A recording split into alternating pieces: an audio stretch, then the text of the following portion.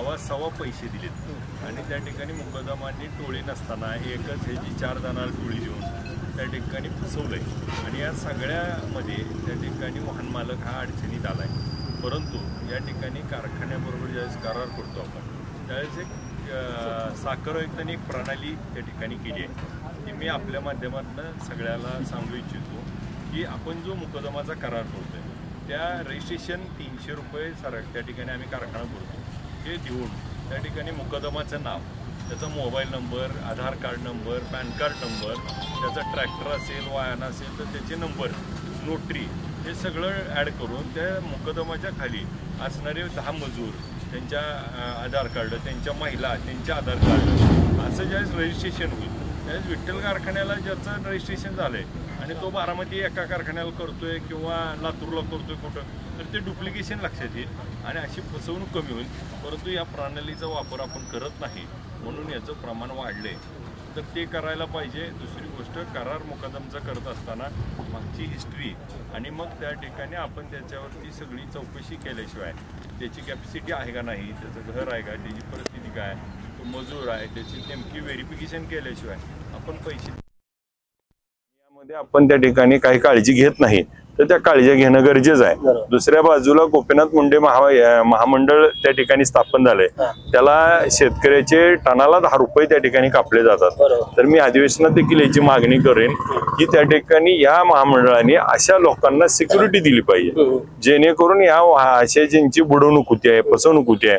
त्या मजुरांच्या जर ज्यावेळेस तुम्ही आपण विकासासाठी हे काम करतोय तर दुसरी बाजू आहे ह्याच्यावर जी फसवणारी मजूर आहेत त्यांना देखील त्या ठिकाणी काहीतरी कडक कायदा करून याच्यावर प्रोव्हिजन व्हायला पाहिजे असं आम्ही त्या ठिकाणी प्रयत्नशील राहू। आज जे सर्व संघटनेची लोक त्यांची बसली होती त्यांना तहसीलदार साहेब PI साहेबांनी आश्वासन दिलंय, आम्ही देखील आश्वासन दिलंय की गुन्हा दाखल करून त्याची चौकशी करून त्यांना पैसे मिळवून देण्यासाठी आम्ही त्या ठिकाणी प्रयत्नशील राहू आणि यामध्ये जेवढं आपल्याला करता येईल काटेकोर प्रयत्न करून आपण त्यांचा तडीस नेण्याचा प्रयत्न करू। यांना या आर्थिक नुकसानातून त्या ठिकाणी आपण सपोर्ट करण्याचा कायम प्रामाणिकपणे खरं तर यांच्याकडे संपूर्ण कागदपत्र आहेत, बँक स्टेटमेंट आहेत, मुकदमाचे आधार कार्ड आहेत, नोटरी आहेत, तरी पण ते मुकदम का सापडत नाहीत? पोलीस यंत्रणा एवढी सज्ज नाही? 2 गोष्टी आहेत। पोलीस यंत्रणेला ज्यावेळेस आपण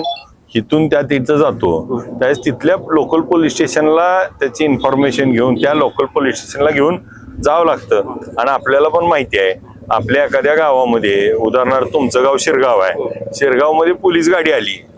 की निम्या गावाला कळती आणि पोलीस गाडी आली की ती फक्त उसात जाऊन लपणे कुठेतरी लपणे आणि त्यांना 2-2, 3-3 दिवस सापडणं, काही ठिकाणी सापडल्यानंतर तिथल्या लोकल पॉलिटिक्सचा त्यांना त्रास होत असेल तिथल्या पोलीस स्टेशनमध्ये त्या घरची बायको जाऊन गुन्हा दाखल करते, किडनॅपिंग केलं, खोटं कर, तसं कर आणि मग अशा बऱ्याच अडचणीमुळे त्या ठिकाणी त्रास होतोय। परंतु याच्यासाठी सरकारने या ठिकाणी आवाज उठवून कायदा करून याच्यावर त्या ठिकाणी योग्य तो तोडगा काढण्याचा आम्ही प्रयत्न करतो। तर कालच यांनी मी बाईट घेताना यांनी सांगितलं की आमची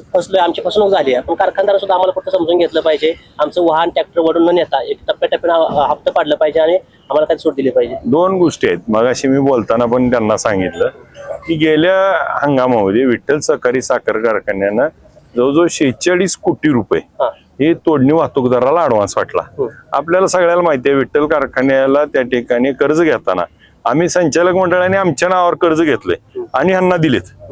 आता ह्यांनी पैसे पुढे फसलेत, आम्ही पैसे कुणाला दिले? वाहन मालकाला दिले, वाहन मालकाकडनं पुढे फसलेत। परंतु जर आज कारखान्या